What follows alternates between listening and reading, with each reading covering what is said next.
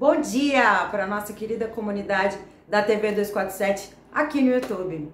Meu nome é Laís Gouveia e eu inicio com vocês hoje, que é quinta-feira, dia 8 de outubro, um boletim 247 para falar a respeito da entrevista que o ex-presidente Lula concedeu nesta quarta-feira ao portal É o País Brasil.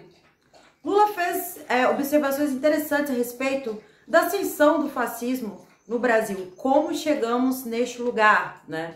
E Lula disse que Bolsonaro foi estratégico no sentido de dar voz às pessoas que antes ficavam nos seus ralos, nos seus guetos, nos seus esgotos, discursando a respeito da extrema-direita. Então eles não tinham aí esse holofote, eles ficavam ali no cantinho, conspirando.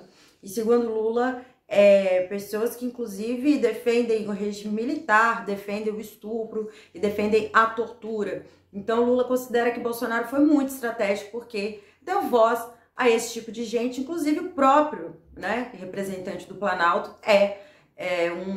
uma pessoa muito, uma pessoa que gosta do ódio, né, que discursa, e o Lula citou essa importância da participação do Bolsonaro nesse clima, nesse discurso fascista hoje que ronda o Brasil. Lula também disse que o Bolsonaro estimulou algo que diz respeito às ofensas nas redes sociais, às mentiras e às provocações, e que isso saiu das redes sociais para o mundo. Então, hoje você não vê apenas nas redes sociais ofensas, mentiras, e também esse discurso foi transportado para o governo. Então ele disse que é muito grave a situação que a gente enfrenta e temos que lutar contra esse clima fascista aí que está adoecendo o Brasil. Lula disse isso nesta quarta e não deu outra. Ele cantou a bola e a bola caiu na rede. Afinal de contas, ele disse que os fascistas estão aí dizendo e falando o que querem.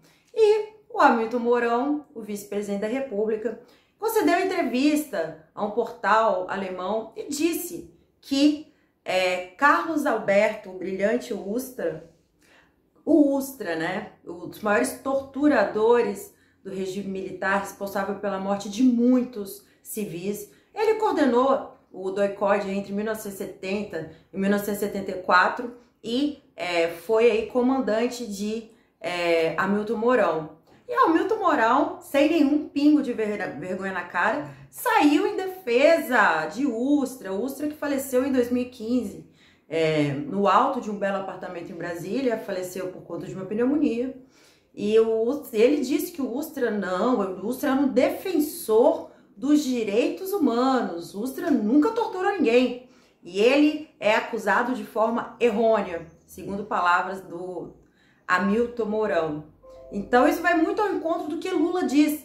Essas pessoas hoje fazem defesas absurdas e não estão nem aí. Antigamente elas ficavam nos seus quartinhos, nos seus esgotos, e agora pegam o megafone e fazem defesa de Ustra, por exemplo. Assim como o Jair Bolsonaro fez no impeachment de Dilma Rousseff, que usou a banca para fazer uma defesa explícita de Ustra. Ele ficou por isso mesmo, não foi penalizado. Então o clima aí fascista está muito normal no Brasil e a fala de Hamilton Mourão vai ao encontro desse discurso de ser impune na defesa de pessoas que não poderiam ser nem citadas, apenas como deveriam ser rechaçadas pela história. Então o Ustra, ele tem um histórico de coordenar as torturas mais violentas do doicode. Ele era, inclusive, citado pelas pessoas que circulavam naquele local de tortura como uma das pessoas mais que gostavam do estímulo à tortura, que gostava da violência.